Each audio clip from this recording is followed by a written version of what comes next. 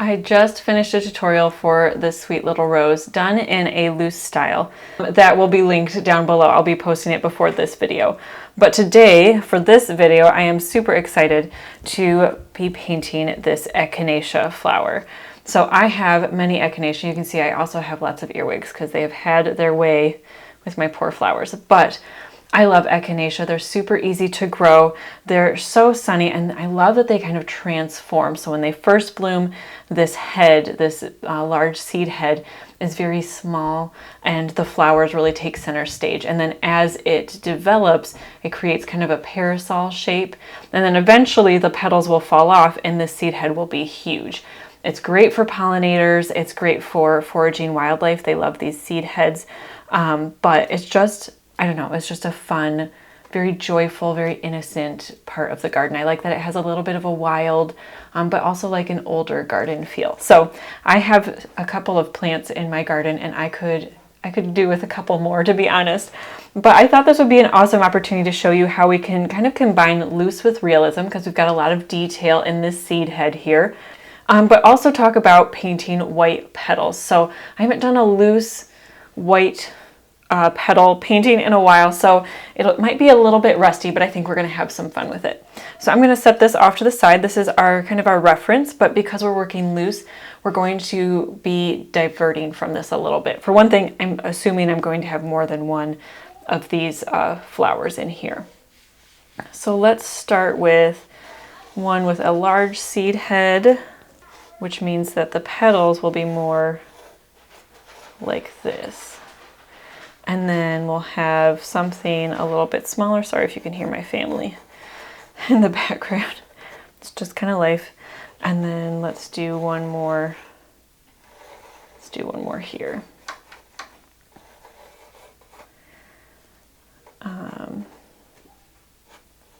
Stem. Stem.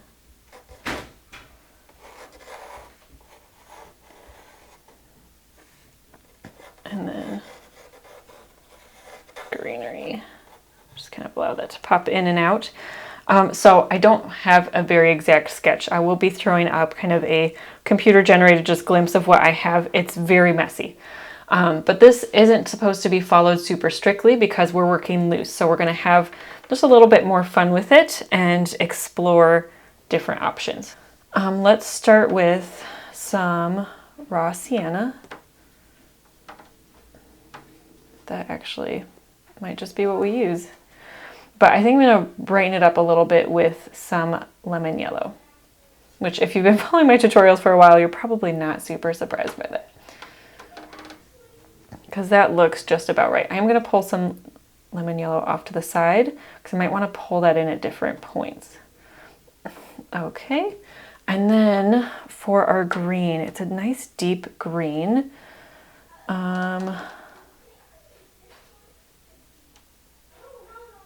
Let's see, what should we play with? I'm not super inspired by anything here. Let's get, I'll let you guys have a peek at one of my new favorites. Spoiler, this will probably be the last tutorial with this palette. I am migrating to different pigments of higher quality, which I'll talk about when I reveal my new palette. And if you are on my new Patreon, my brand new Patreon, you will get first glimpse using this new palette and kind of all of the inside scoops, which, by the way, I'm starting a Patreon. I'm very excited about it. It should be a lot of fun. But it will be a great way for us to connect a little bit more, kind of like we used to do on Instagram, but Instagram has kind of become difficult to do that with. So I thought a Patreon might be a great place for that, where we can connect and we can have kind of some of those like-minded discussions, have like bonus tutorials and stuff like that. Okay, that was yellow ochre, which I didn't want to use. I am using, let's pick that up, raw sienna. So pull the raw sienna, and I'm going to mix it with this praline green, which is a Daniel Smith watercolor. And it's a very cool, very dark green, but look at how just adding that little bit, oh, that's pretty. I like that. Okay, I think that that is perfect. Okay, so I think we're going to go with that green. I'm gonna pull in, I feel like we're missing a red. Ooh, I think I'm gonna go with Daniel Smith Scarlet. I think we're gonna need a little bit of red in here because we're gonna wanna mix it with our green and our yellow to get kind of a grayed out tone sometimes for our petals. I want it to be a little bit cooler, but having that red in there I think will really make it. Or I'm sorry, I want it to be a little bit of a warmer shadow most of the time, but we'll see. Okay, so those are what I'm working with right now. On my palette, I have praline green, deep scarlet, raw sienna, and lemon yellow. Okay, let's jump in. So to start, I'm going to work on kind of the head of the Echinacea, the seed head, and I'm going to start with this golden tone that we have. And I kind of want it to fade into a slightly different, I want it to fade a little bit. So where some of it is very bright and some of it is a little softer. I'm going to just start with some water. I should probably get some clean water.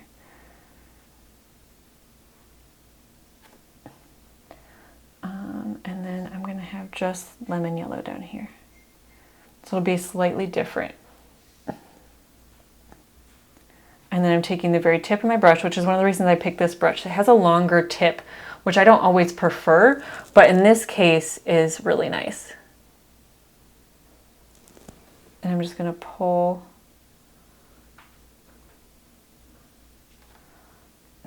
to make those little spikes.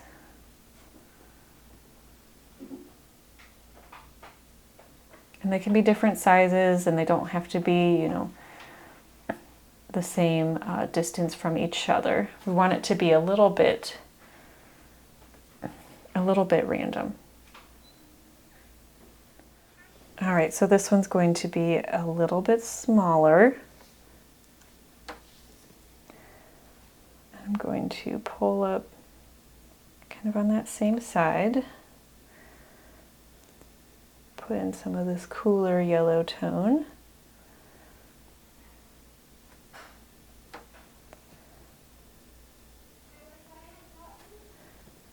And then pulling in a little bit more pigment, create kind of our spikes.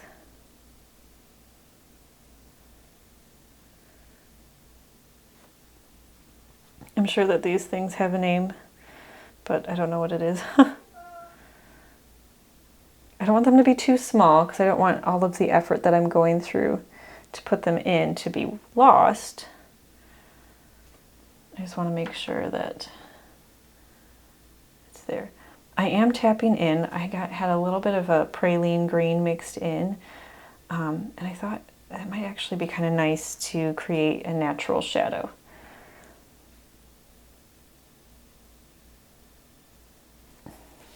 So just threw that in there a little bit. And now we're going to do this one, which this one is not as mature, and so it's probably about this stage. Where this one, the petals are going to be much smaller, much farther off of the seed head.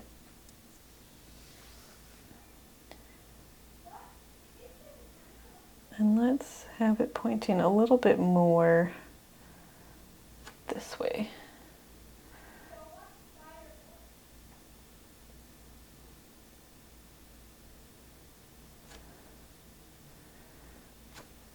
Okay, lemon yellow, tapping that in here. And then just a touch of the praline green mixed in with our golden mixture, not a lot. Just enough to kind of create this natural shadow in here.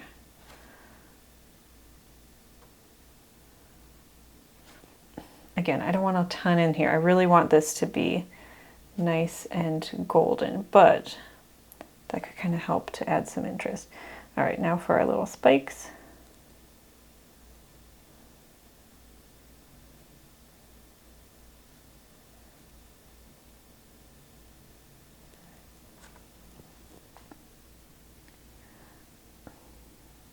All right, we're gonna let that dry completely. And that's gonna be the hardest part. We're gonna have to wait for that to dry. All right, if things are looking a little different because it's the next day, I didn't love the end result. So I'm gonna try again. So most of what we've done, you've already seen, but I'm approaching the petals a little bit differently this version. And I'm gonna approach how we finish out the seed head a little differently as well. So let's dive in. So we have our kind of brown color that we mixed up, and we've got this golden yellow tone that we used for the seed heads. And I am just mixing a little bit more of that just so I don't run out quite yet while I'm still mixing it. I want this nice warm color to kind of capture these shadows. And the trick here is I like to start with a little bit of yellow and even pull from the seed head because I like to have a little bit of a bleed in here. Now this bled a little too much, so I've had to kind of add this shadow tone back in. That was probably a little too wet. We might get have a bloom we got to fix there later, but that's okay. We can work with that. So I'm going to be pulling from this, which again might take some of that, and which would be okay. The trick is we want to end with a little bit of this gray brownish color. That's so that our eye is really good at filling things in naturally. So we want to have a very defined start space and a very defined end space. And you can have like the ends fade out, but then you need to have like more definition within here. So that's kind of what we're doing, where we want this to kind of look like a highlight so that it shows the viewer that these flowers are white. So I'm just going to pull from just a little bit of this brown. My brush is wet. It's pretty wet. See how wet that is? I'm going to dab it off on the towel real quick so it's not quite that bad. I'm going to pull from here, pushing down hard so it kind of spreads out the pigment. And then taking a little bit of this gray tone and tapping that in here, but then pushing down again as we come and connect it. That will help, pushing down will help kind of spread the color out and not have so much water sit there, which will cause it to be a little bit lighter naturally. Hopefully that makes sense. It's one of those things that like you just have to kind of trial and error it. But once you get it, it's like, it's just second nature. It's one of those things that you can just kind of do whenever you want without thinking about it. So if it's a little frustrating right now, just keep working at it, you'll get it. So see, I'm just tapping a little bit in there to kind of end where this little parasol shape is. I want a little more overlapping, a little more touching here. So it is, because it's the next morning, I wasn't really planning to do this today. It's a little early, and my kids, you'll probably hear my kids in the background throughout this video. That's just how it is on a Saturday morning around here, and I love it. But it's not necessarily ideal for filming, so my husband is helping out, but I'm not going to expect my kids to not be kids just because I'm working unplanned. So I like this little divide because our actual coneflower has a little split here at the end of the petal. So I'm not worried about capturing it every time, but once in a while, if I can kind of pull it in, I think that that's kind of an added bonus. I have one, I'm starting with the shadow up here because I want this one to kind of look like it's falling behind. I'm rinsing my brush off, I have too much pigment on.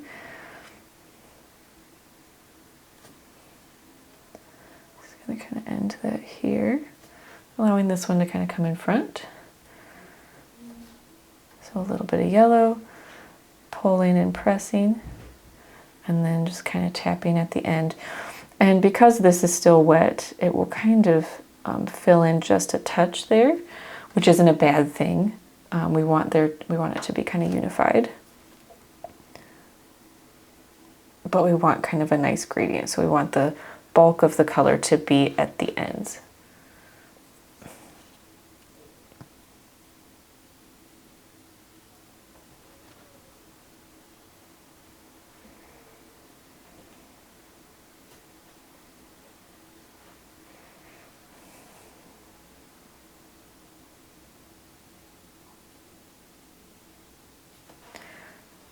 Okay, so let's move on to the big one. Now the big one, so Echinacea, if you haven't seen them, they start more flat and they slowly kind of curve and become more of like, they have the subtle parasol shape and then, you know, more of a cone shape as that seed head matures, which is one of the reasons I like them actually, is that they provide a lot of visual interest. They just change a lot, which is really fun. Let's get a little more of a mix in here.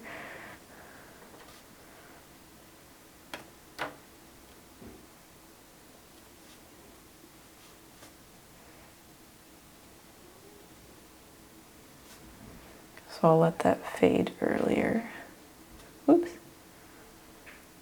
too much. I'm just gonna go right over top, allow those two to blend together. Sometimes I want a definite difference and sometimes I'm okay with having them just kind of bleed.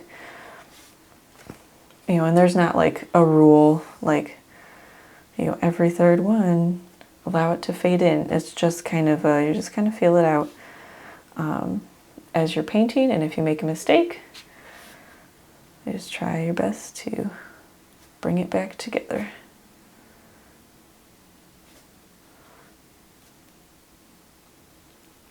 Let's get a little more of the raw sienna in here.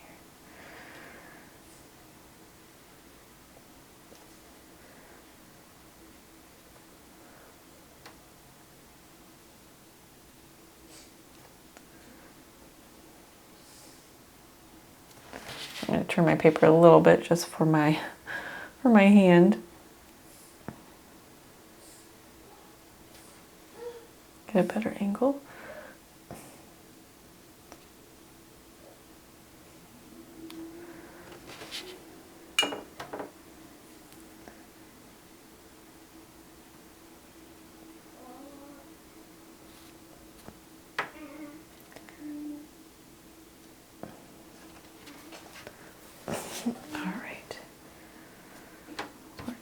About where we need to be to kind of move on.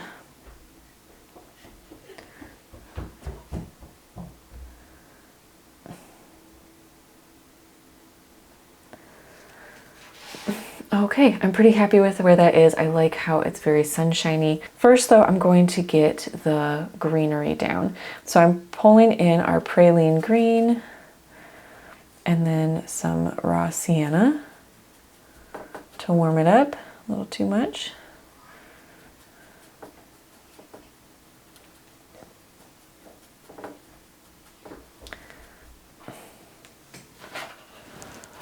Let's test this color out here. That's pretty good. Okay.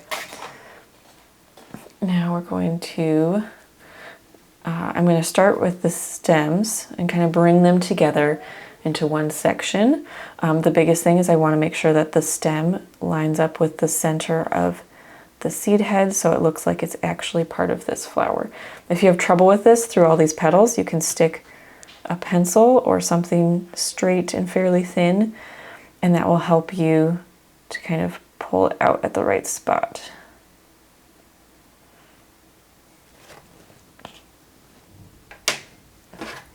So if we did that kind of exercise again, so this goes right through the center, so I can know where the stem kind of would be. And if I want it to curve more, I can start it, you know, a little farther up on the pencil, but at some point it needs to kind of go by where the pencil is. And then, so I would have it curve down like this.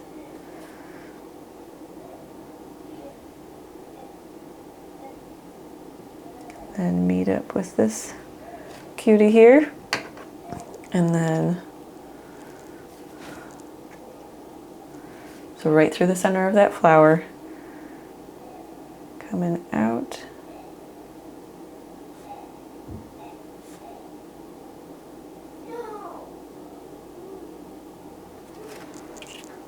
Okay, and I'm going to lighten this one a little bit. I'm going to do that by cleaning my brush off. It's still a little damp, and I'm just going to pull gently. They want that one to kind of fade into the background. And I'm just wiping it off with my hand like a professional painter. Don't do that, wipe it off on the towel. But I don't know, old habits die hard. So I'm gonna lighten this a little bit. So by having a little bit more pigment on my brush, if I kind of tap it off, see how there's, or a little bit more moisture on my brush instead of the pigment. And I'm gonna get these leaves. Now the leaves have a little bit of a wiggle on the end.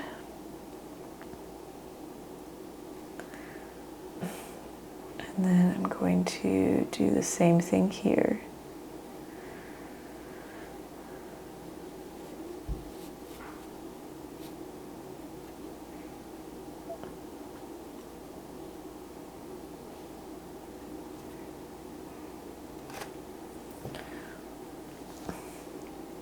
A little bit more. And then allow that to kind of fade out. All right, a little more pigment.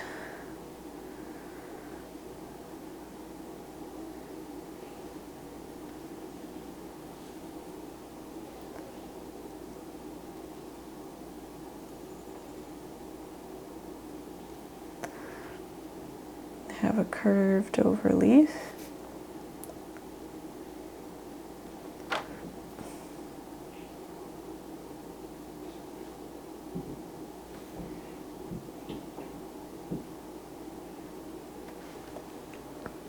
Just for a little more visual interest in here. And I'm trying not to get too dark, which is the thing that I didn't like about the last one. So just kind of keeping this very light and airy. That's one of the things I like about this. So this particular Echinacea that I am painting, the one that I have is, what's it called? The Prince is White or something like that. White Swan is another beautiful light, white and yellow Echinacea that is a little bit more dainty. That could be fun to look up. And I've been looking at, I'm not looking to buy any more necessarily, but there are a couple Echinacea that I've just been kind of staring at pictures of online. One is like a parasol Echinacea that is similar to this, but it has like pink tips at the very center right by the seed head. Oh, it's so pretty. And then there's another one that I'll flash on the screen that I saw at the store the other day that it's taking everything in me to not go back and get it. All right. I don't love that one, but that's okay. I think he'll kind of fade. I'm gonna get him wet real quick and pick up any excess. Okay, I'm gonna deepen these front, or the stems, just a touch so that there's a little bit of difference between them and the leaves, just a touch. So instinctively, this is kind of where I want to end. And if I were to end here, I would probably deepen these leaves just a little bit more and maybe add a little bit more of a shadow. In fact, let's do that real quickly. I'm going to just take a little bit more of our raw sienna and mix it with a little bit of the praline.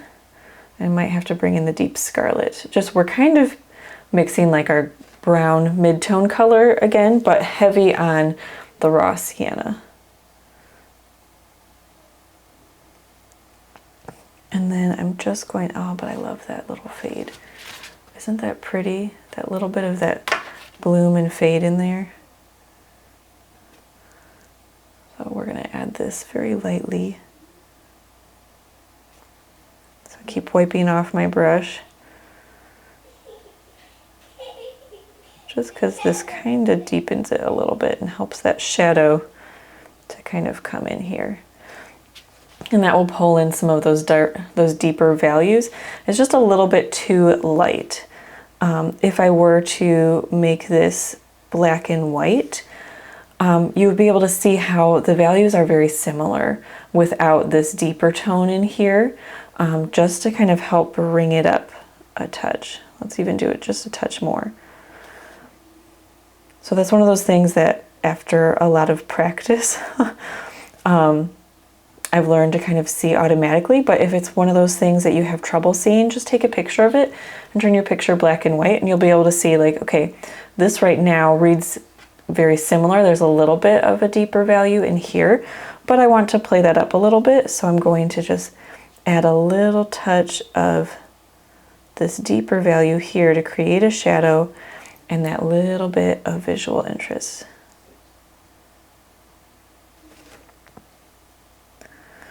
Actually, let's pull in some of this green to the very deepest part. Not too much. Just give a little hint that it's there. I think that'll add a little bit of dimension and interest, while also making it just a touch deeper. See, I mean, that's just a little thing that makes such a big difference.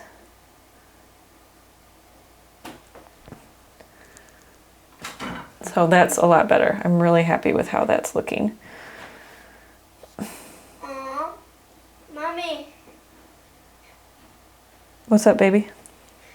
Just was on the side going backwards. Yeah. Are they asleep? Maybe when he was 1. Is it on my screensaver? Oh, I didn't see it. I think that's where I'm going to end it. If you want to add seed heads, this is where I would instinctively end it, just kind of as a looser style. But if you're like, okay, I want to add more of that detail to the seed head, you're going to take your quill brush or just a thin brush that you have, dip it in a little bit of dish soap. I used like a Dawn knockoff dish soap, and then put it in your masking fluid. Then you're going to, sorry, I'm closing this off. I don't want it to get yucky. You're just going to dab it around on your seed head like this, taking the same green color. We're going to, when that's dry, so this you can see there's still a little bit that's wet there, you're just going to place it over. Now the first one, I didn't like it, and I think it's because I got too dark. So go a little bit lighter than you think you need to. You can always kind of deepen everything up. The nice thing with the masking fluid is see how it's already kind of repelling the paint. You get kind of a preview of what to expect. It's not perfect by any means, but you can kind of test something out. So you're like, okay, I want this to be a little darker. So let's add a little bit more of the praline with this raw sienna mixed in here.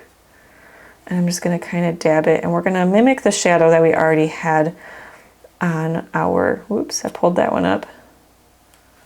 Let's get that off my brush real quick before it ruins it. And I just kind of dab that in here carefully. Make sure your masking fluid is dry, don't be like me. And then just kind of bring some of that to life a little bit more. So I'm going to allow it to go. I like having a little bit on this side just because it helps it to appear more rounded by having this area in more of a highlight. And then once this is dry, I'll use my white eraser to take off that masking fluid. It's very, very easy. So I'll have a clip that I'm sure I'm showing you right now of just the erasing and allowing that to come up. So that is a fun way to add some extra dimension and interest. But for the sake of this tutorial, I think I'm going to stop here just because it stays true to the looser style. But if you want to have some of that detail in here and some of that interest, then this is, whoops. And this is a good way to do that without having to go through and get really nitpicky. You're a little nitpicky with placing the masking fluid down, but then you can kind of have that big wash and enjoy having some of that color play in here. If you did enjoy this tutorial, I would really appreciate it if you would give me a thumbs up, and you are free to subscribe if you'd be interested in seeing more content like this. I do a loose watercolor at least once a quarter. Sometimes I double up like I am this month, just to kind of add some variety. I'm generally more detailed, something more like this, where there's some softer elements and softer colors, but a lot more detail and attention placed on things. But we love botanicals, and painting different insects and different little critters in here. So I think that if that sounds interesting to you, you'll definitely want to subscribe so you don't miss out on that. If you're interested in more, definitely check out my Patreon. That will be listed down below. The plan is to have a bonus video on there every single month, including some live. So I'm really hoping that will be a place where we can have those live tutorials that we used to have on Instagram and enjoy that more one-on-one feedback time and just kind of some behind the scenes. So I'm really excited about that. If you're interested in that, there will be more details in the description. I hope that you are having a wonderful, wonderful day. And until next time, happy painting. Wouldn't that be cute here? Oh my goodness. Do I need to add a butterfly to this piece? We might be adding a butterfly over on Patreon. We'll see.